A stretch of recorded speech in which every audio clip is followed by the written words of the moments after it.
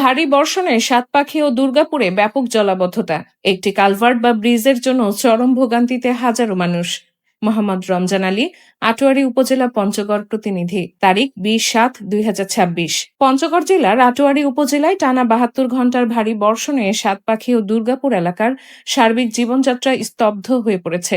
বৃষ্টির পানিতে তলিয়ে গেছে এলাকার অধিকাংশ কাঁচা পাকা রাস্তাঘাট এবং স্থানীয় শিক্ষা প্রতিষ্ঠানের মাঠ ও শ্রেণীকক্ষ। এতে চরম ভোগান্তিতে পড়েছেন সাধারণ মানুষ ও শিক্ষা প্রতিষ্ঠানের শিক্ষার্থীরা। স্থানীয় অধিবাসীদের মতে দীর্ঘদিনের এই জলাবদ্ধতা ও যাতায়াত সমস্যার মূল কারণ পরিকল্পিত নিষ্কাশন ব্যবস্থার অভাব এবং একটি নির্দিষ্ট স্থানে কালভার্ট বা ব্রিজ না থাকা।